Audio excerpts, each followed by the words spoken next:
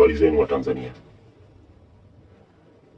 Nimekuja mbele yenu kwa kutoa salamu, kuwatakia Watanzania mlio wengi maandamano yaliyo mema. Maandamano hayo ya tarehe 29 Oktoba ni maandamano yaliyobarikiwa na kila rika katika nchi hii, katika rika ambazo zimechoka kwa namna mbalimbali kwa mali zetu na rasilimali zetu. Ndio unyonyaji wa kikatili na uongozi wa kikatili, uongozi wa kifisadi unaoendelea katika nchi yetu. Tumechoka na tumechoka na tumechoka tena.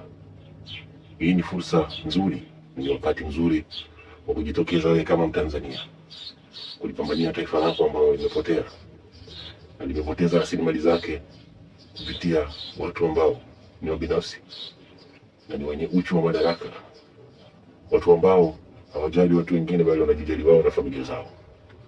Nchi hii ya Tanzania imekuwa ni nchi ambayo inaongozwa na kiongozi au na watu wa familia mbili au tatu. Je, sisi kama Watanzania tunaenda wapi? Nauliza tena, sisi kama Watanzania maskini na walalahoi tunaenda wapi? Wakati nchi ni yetu, tumezaliwa hapa, vituo vyetu vimekatiwa hapa na kuzikwa hapa, mababu zetu wametokea hapa na kuzikwa hapa. Angalieni waasisi ambao walipambania hili taifa na kulipata katika mikono ya waliokuwa Waingereza. Hawakujali, walijitoa kimasomaso kwa ajili ya kulikomboa taifa hili. Leo hii taifa limekaliwa na watu ambao ni ndugu zenu, hawajui uchungu wa mali zenu, wanazitapanya mali zenu kila kukicha, usiku na mchana, kwa makontena, na wakiwa hawajui nyinyi mnafaidika nini na mali zenu. Enyi wa Tanzania, amkeni. Tarehe 29 Oktoba ni wakati wa kuamka kwa ajili ya kudai taifa lako. Natoa taarifa hii kwa sababu taarifa hii imebarikiwa na marika zote. Watoto wamelibariki taifa hili, Mwenyezi Mungu amelibariki taifa hili, wazee wamebariki taifa hili, na watu wa aina zote wamebariki maandamano hayo. Mimi niwaambie tu kitu kimoja, mimi nimechoka na taifa langu ambalo kila kukicha limekuwa ni taifa ambalo linajirumbikizia mali kwa watu fulani au kwa aina fulani ya familia. Mwenyezi Mungu tusaidie na tusimamie kulikomboa taifa letu. Mwenyezi Mungu tusaidie na kulikomboa taifa letu. Sisi wa Tanzania si wanyama, lakini pia sisi wa Tanzania si wadudu ambao kila kukicha tumekuwa ni watu wa kutekwa, tumekuwa ni watu wa kuuawa, tumekuwa ni watu wa kupotezwa visikojulikana na watu wasiojulikana. Lakini kama umeshawatambua watu ambao wanatupoteza na kutuua na kututeka kila kukicha, kwa nini usiwe na sababu ya kutoka? Una kila sababu ya kutoka tarehe 29 kwa ajili ya kwenda kuandamana kwa ajili ya taifa lako. Tanzania, tafakari katika akili yako na usikubali mtu akushauri juu ya jambo lolote, na usikubali juu ya mtu yeyote akushauri juu ya jambo lolote eti uache maandamano kisa na kwamba au kisa na maana ili wao waendelee kubaki na mali zao walizozichuma. Lengo ni wao wabakie na mali zao walizozichuma. Tanzania wamejirumbikizia mali nyingi sana, matajiri wanatumia kivuli cha amani kwa ajili ya kujilindia mali zao. Wakikuhubiria amani, haijalishi kwamba amani hiyo ipo katika mikono yao, bali wanaitumia kivuli hicho cha amani kwa ajili ya kujirumbikizia mali. Wanatumia kivuli cha amani eti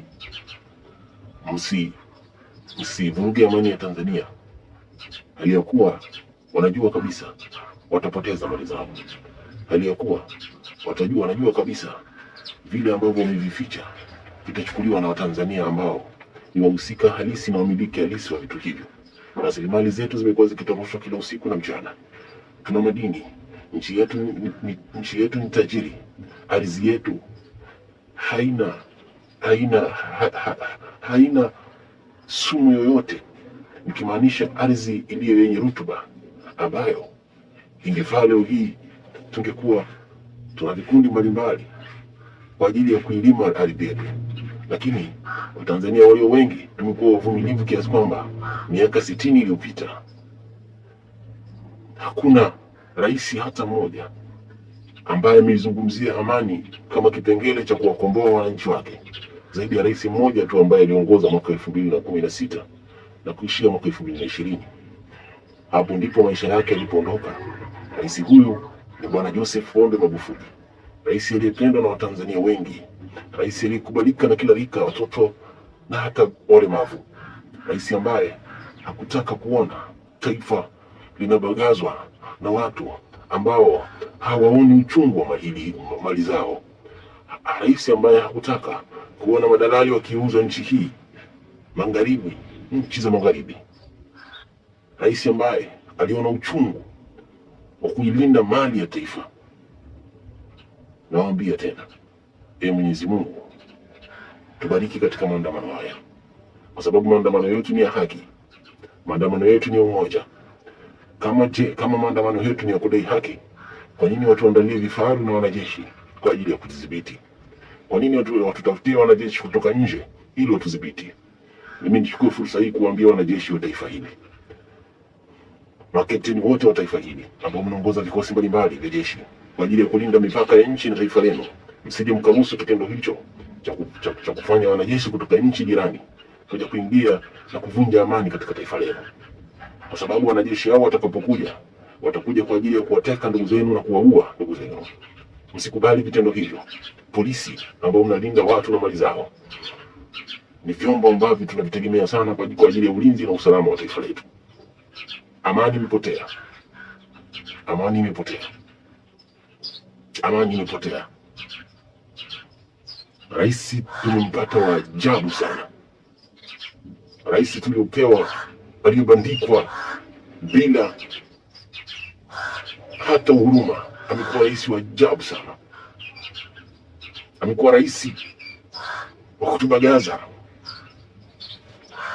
amekuwa rais wa kutuuza nchi za magharibi, amekuwa rais wa kuamrisha utekaji, amekuwa rais wa kuamrisha fujo, amekuwa rais wa kuamrisha mauaji.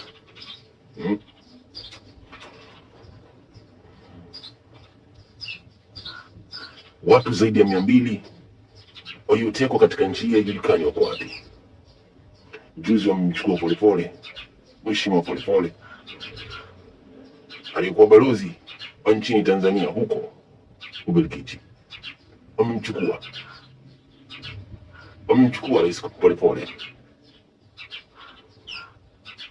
na jana wamemchukua ndugu yetu Bwana John Heche ambaye ni mpambania uhuru na madaraka katika nchi hii, ambaye ni mpambania uhuru na amani ya watu wa Tanzania hii. Amekuwa kifua mbele kuipambania taifa letu. Watanzania tusikubali utekaji huu, Watanzania tusikubali dhuluma hizi. Ushauri wangu kwa Rais Samia, ushauri wangu kwa Rais Samia Suluhu Hassan, nchi hii tulikupa kwa kuongoza kwa muda mchache baada ya nyinyi na kundi lenu dogo kumuondoa Magufuli.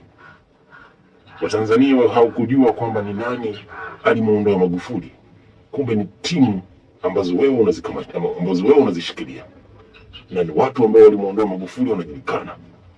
Lengo ni kujirumbikizia mali na kurudisha utajiri wao ambao ulitokomezwa na rais huyo. Na mlipofanikiwa kumuua rais tuliyekupa dhamana kubwa kwa ajili ya kuongoza kipindi cha mpito cha miaka 5 ili tufanye maamuzi mengine ya kuchagua rais mwingine, unashaurika na wamekuweka mezani na kukushauri kwamba hii nchi utaiongoza wewe kwa lazima na sio kwa kura za watu. Rais Samia, rais kutoka kwenye mikono ya watu. Rais Samia, rais kutoka kwa ajili ya maamuzi ya kura za watu. Usikubali kuwekwa kidikteta ndani ya nafasi ya urais ili kuwabagaza watu. Usikubali kushaurika. Wewe Rais Samia umejirumbikizia mali kila kona. Wewe Rais Samia siri zako zinaendelea kuvuja kila siku, na mahasimu wako kina Kikwete na akina Rostam Azizi na wengine wengi ambao mnawajua nyinyi na kundi lenu, pamoja na watekaji kina Mafwele na kundi lake, mmekuwa mkibagaza hii nchi kana kwamba ni nchi ya mama yenu au baba yenu. Rais Samia, achia nchi hii. Nchi sio ya kwako. Mwenyezi Mungu ameshakukataa, mpaka watoto wameshakukataa, hata marehemu wamekukataa. Samia, achia nchi hii. Nchi sio ya kwako tena. Hii nchi sio ya kwako tena. Na ukilazimisha kuichukua nchi, hali ya kwamba viongozi wako wa kidemokrasia ambao ni wapinzani wako umeweka ndani, huku ukiendelea kujibagaza kupita katika mikoa mbalimbali na kujinadi kampeni. Unajinadi nini? Unashindana na nani? Au unashindana na hivyo vyama ambavyo ni vivuli ulivyoviweka, vyama 16 kwa ajili ya kukusanyia wewe kura? Tunalijua hilo. Watanzania tulishaamka wakati wa Magufuli.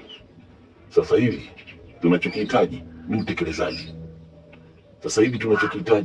utekelezaji. Ndugu zangu wa Tanzania, ombi langu la mwisho, msikubali kuuziwa uoga tena. Na huu ni mwisho wa kununua uoga ambao waliendelea kutuuzia zaidi ya miaka 60. Jitambue wewe mwananchi wa taifa hili. Wewe ni tunu ya taifa hili. Usikubali kuuziwa uoga, kwa sababu wanajeshi waliowekwa barabarani kwa ajili ya kuzuia ghasia za maandamano, tulidai maandamano ya haki, umetunyima. Sasa hivi wananchi tunahitaji kutoka kwa ajili ya kuforce kufanya maandamano.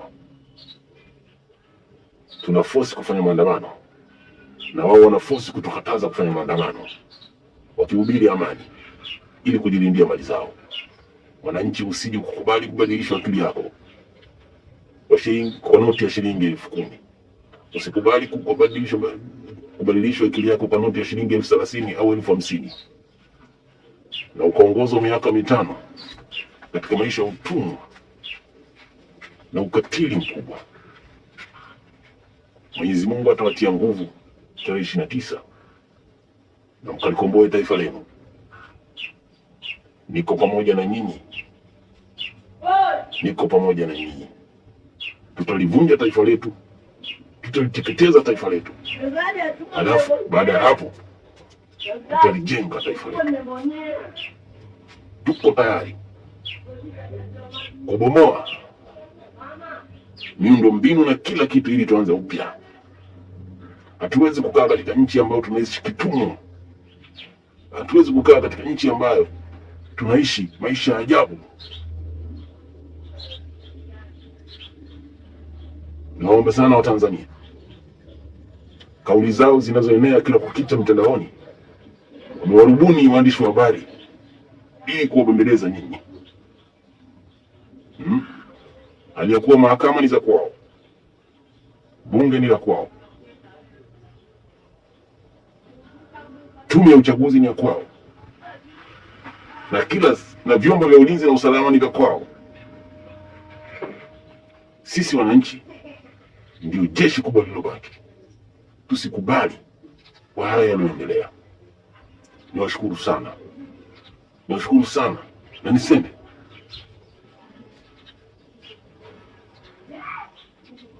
tupambanie nchi yetu. Mwenyezi Mungu awabariki sana. Asanteni.